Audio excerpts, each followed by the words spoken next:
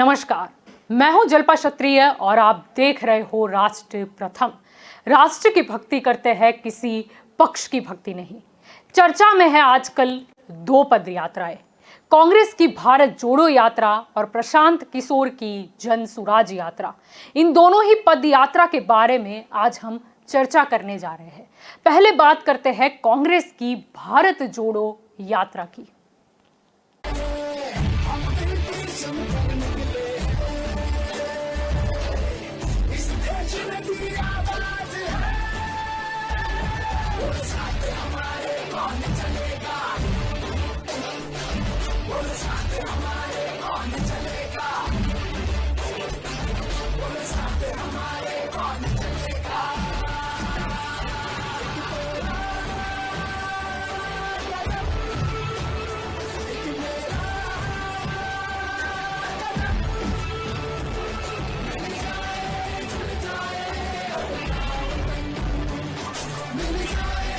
How can a country that is divided be successful? It is impossible. The absolute first task that we have to do, and every single Indian is responsible for this. We have to bring India together once again.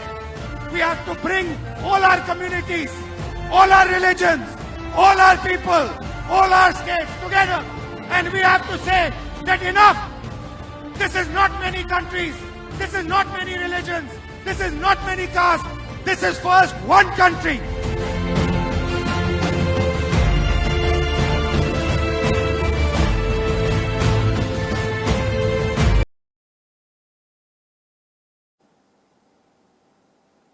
Congress की भारत जोड़ो यात्रा के बारे में अगर चर्चा करें तो तमिलनाडु के कन्याकुमारी से राहुल गांधी ने 150 दिन चलने वाली इस यात्रा की शुरुआत की थी।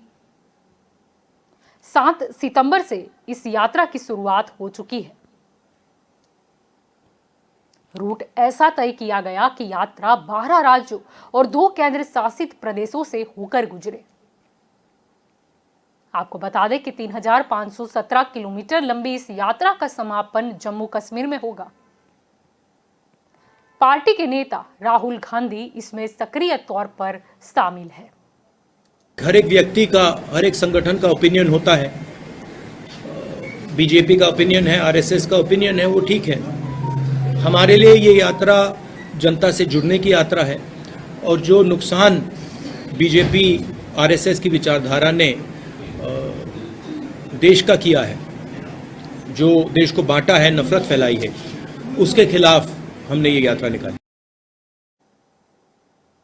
ये सारी जानकारी तो ये थी कि भारत जोड़ो यात्रा जो है वो कहां होकर गुजरेगी। अब ये भी जानने की कोशिश करते हैं कि ये भारत जोड़ो यात्रा का उद्देश्य क्या है। आपको बता दें कि पार्टी का ये जो भारत जोड़ो यात्रा है उसका उद्देश्य ये रखा गया है कि पार्टी नेताओं यात्रा की वेबसाइट के मुताबिक इस राष्ट्रव्यापी यात्रा का मुख्य उद्देश्य देश को एकजुट करना है। इस यात्रा की आधिकारिक वेबसाइट कहती है कि इस यात्रा का उद्देश्य देश को एकजुट करना, लोगों को एक साथ लाना और देश को मजबूत करना है। कांग्रेस के मुताबिक भारत जोड़ो यात्रा भारत की एकता का उत्सव और आशा का त्योहार है। यह पद यात्रा भय, कट्टरता, बढ़ती हुई बेरोजगारी और समाज में फैलते हुए असमानताओं के खिलाफ है। आपको यह भी बता दें कि कांग्रेस ने भारत जोड़ो यात्रा से पहले भारत जोड़ो का गीत लॉन्च किया था। इस गीत की प्रमुख पंक्ति एक तेरा कदम एक मेरा कदम, मिल जाए जुड़ जाए अपना वतन है। कांग्रेस पार्टी भारत जोड़ो यात्रा शुरू कर रही है। यात्रा की क्या जरूरत है? यात्रा की यह जरूरत है कि विपक्ष के सामने और कोई रास्ता ही नहीं है, हमें सीधा जनता के बीच में जाना पड़ेगा। मीडिया हमारा नहीं, सांसद में हम बोल नहीं सकते, तो अब कांग्रेस पार्टी और बाकी विपक्ष के पास सिर्फ एक रास्ता है, जनता के बीच में जाकर उनको देश की सच्चाई बताना। हमारा जो संविधान है, जो इस देश की आत्मा है, आज इसकी रक्षा करना, आज इसको बचाने का काम हर हिंदुस्तानी नागरिक को करना पड़ेगा। क्योंकि अगर हमने ये नहीं किया, अगर हम आज नहीं खड़े हुए, तो फिर ये देश नहीं बचेगा। पिछले 8 सालों में नरेंद्र मोदी जी ने हिंदुस्तान को कमजोर करने का काम किया है। कांग्रेस पार्टी देश को जोड़ती है, हम नफरत मिटाते हैं, हटाते हैं, और जब नफरत मिटती है, खत्म होती है, जब डर कम होता है, तब हिंदुस्तान तेजी से आगे बढ़ता है। कांग्रेस पार्टी का कार्यकर्ता ही देश को बचा सकता है। कांग्रेस पार्टी की विचारधारा देश को प्रगति के पथ पे ला सकती है। हमारे लिए सबके सब रास्ते बंद हैं, एक ही रास्ता बचा है, और वो रास्ता हमें सबसे अच्छा लगता है, सीधा जनता के बीच में जाकर जनता को जो देश की सच्चाई है वो बताना, और जो जनता के दिल में है उसको गहराई से सुनना और समझना। अगर इस बारे में चर्चा करें कि यात्रा के लिए कांग्रेस ने कौन से स्लोगन दिए हैं, तो सबसे पहले कि आओ एकजुट होकर भारत जोड़े, लोकतंत्र विरोधी ताकतों की कमर तोड़े। दूसरा है भ्रष्टाचारियों से रिश्ता तोड़ो, आओ भारत जोड़ो। तो तीसरा जो स्लोगन है वो है कि नफरत और हिंसा के खिलाफ भारत बोलेगा, अब हर देशवासी एकजुट होकर भारत को जोड़ेगा। चौथा स्लोगन है कि महंगाई से त्रस्त जनता को जोड़कर महंगाई की कमर तोड़ेंगे, हम एकजुट होकर भारत को जोड़ेंगे। तो पांचवा स्लोगन है कि कदम से कदम मिलाएंगे, अपनों के पास जाएंगे, जनता के लिए आवाज उठाएंगे, देश को बिखरने से बचाएंगे। अब नजर इस पर भी करते हैं कि भारत जोड़ो अभियान का अभी तक का सफर कैसा रहा है।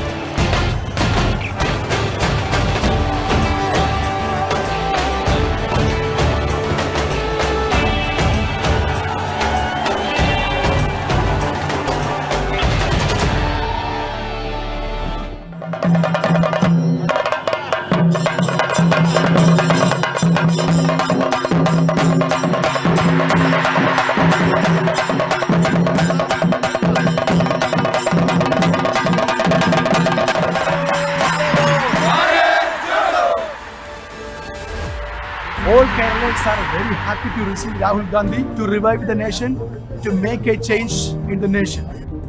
He is coming here. He is willing to listen to these people. He is real people's man. Rahul Gandhi ki I feel genuine affection for the people of Kerala. No matter how much affection I give, I get more back. For me, it has been an honor to walk the streets of this wonderful state.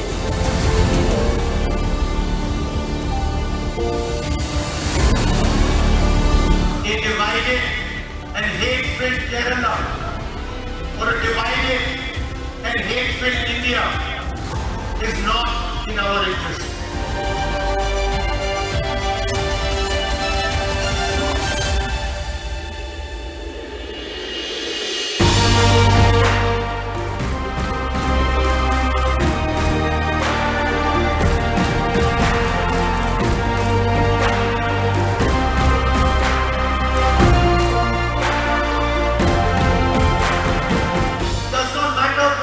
Part of society the person comes. If he spreads hatred, if he spreads violence, if he spreads anger, the Congress party will fight that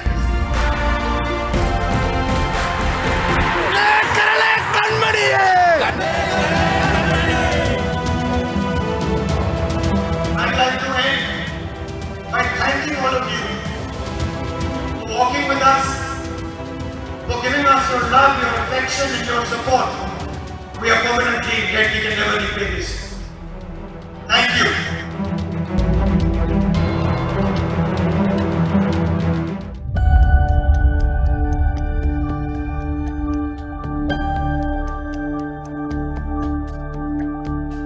हर धर्म के लोग हर जात के लोग, हर भाषा बोलने वाले लोग एक साथ इस यात्रा में चलते हैं। इस यात्रा में आपको नफरत, हिंसा, ये चीजें नहीं दिखाई देंगी। भीड़ में धक्का लगता है, कोई गिरता है, सब लोग उसको उठाते हैं, मदद करते हैं। कोई ये सवाल नहीं पूछता कि तुम्हारा धर्म क्या है, तुम कौन सी भाषा बोलते हो, तुम्हारी जात क्या है, ये सवाल नहीं पूछते, एकदम मदद कर देते हैं।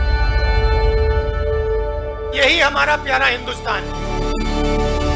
कन्याकुमारी से कश्मीर तक ये यात्रा चलेगी, रुकेगी नहीं।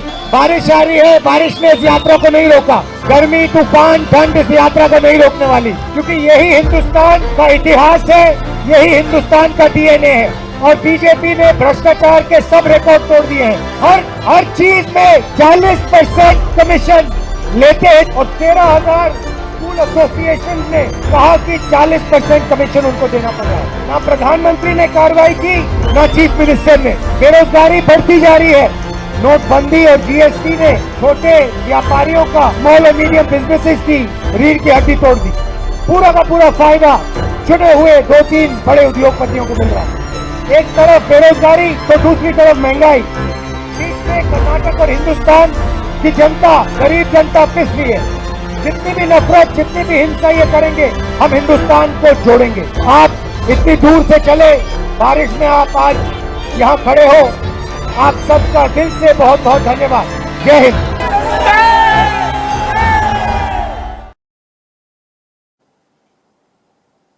अब बात करते हैं प्रशांत किशोर की जन सुराज यात्रा की।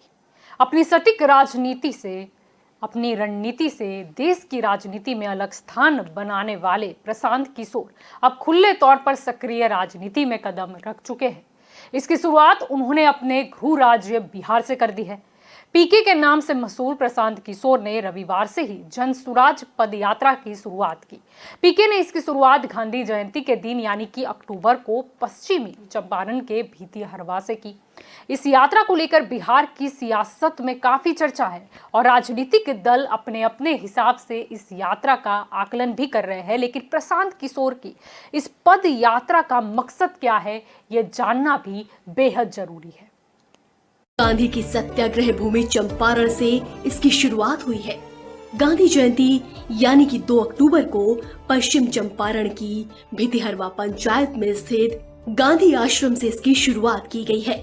पूरे बिहार तक पहुंचने में 1 से 1.5 साल तक का वक्त लगेगा। बिना रुके, बिना थके बिहार का भ्रमण किया जाएगा, जिसका उद्देश्य ग्राउंड जीरो पर जाकर समस्याओं को पहचानना और उसके समाधान का ब्लूप्रिंट तैयार करना है। तो प्रशांत किशोर की जन सुराज यात्रा की अगर बात करें तो उसका मुख्य उद्देश्य है कि बिहार के कोने कोने तक, गांव-गांव तक पहुंचकर लोगों से संवाद करना है। आपको बता दें कि पद यात्रा में लगभग 3,500 किलोमीटर का रूट तय किया गया है। लोगों की समस्याएं सुनी जाएगी और फिर अगले 15 साल तक बिहार के विकास का विजन भी तैयार किया जाएगा। इसके अलावा आपको बता दें कि प्रशांत किशोर की पद यात्रा के 3 मुख्य उद्देश्य की अगर हम बात करें तो पहला है कि समाज की मदद से जमीनी स्तर पर सही लोगों को चिन्हित कर एक नई राजनीतिक व्यवस्था बनाने के लिए उनको एक लोकतांत्रिक मंच पर लाने का प्रयास किया जाना है। दूसरा कि स्थानीय समस्याओं और संभावनाओं को बेहतर तरीके से समझना और उसके आधार पर शहरों और पंचायतों की प्राथमिकताओं को एकत्र करना और उनके विकास का ब्लूप्रिंट तैयार करना है। और तीसरा मुख्य उद्देश्य है कि बिहार के समग्र विकास के लिए शिक्षा, स्वास्थ्य, रोजगार, आर्थिक विकास, कृषि, उद्योग और सामाजिक न्याय जैसे महत्वपूर्ण क्षेत्रों में विशेषज्ञों और आम लोगों के सुझाव के आधार पर अगले 15 साल का एक विजन डॉक्यूमेंट बनाया जाए। अब आपको ये 2 अक्टूबर से गांधी आश्रम चंपारण से एक पदयात्रा शुरू करेंगे। इसलिए पदयात्रा इसलिए नहीं कर रहे हैं कि मुझे बिहार का रोड नापना है।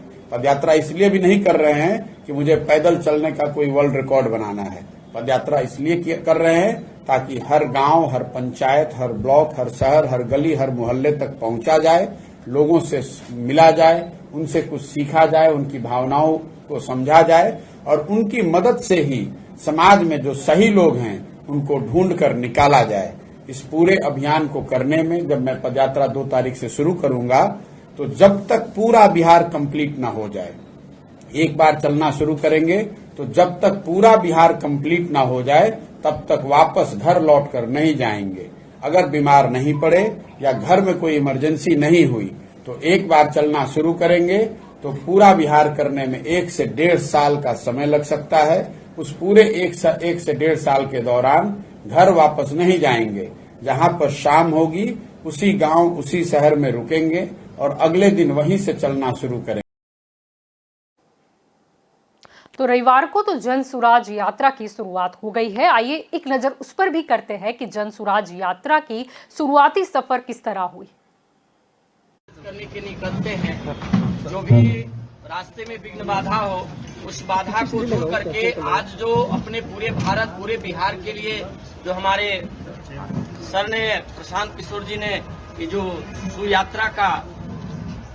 यात्रा का जो आगाज किया है, समस्त बिहार नहीं पूरे भारतवासियों के लिए बहुत ही अच्छा आगाज है।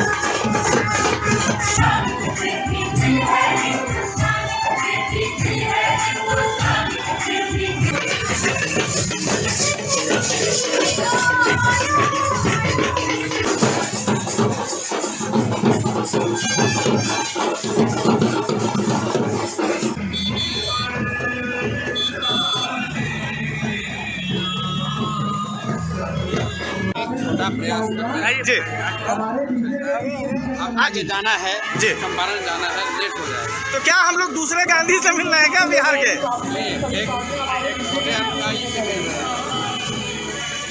जिंदाबाद जिंदाबाद जिंदाबाद जिंदाबाद जिंदाबाद जिंदाबाद जिंदाबाद जिंदाबाद जिंदाबाद जिंदाबाद। क्या नाम है?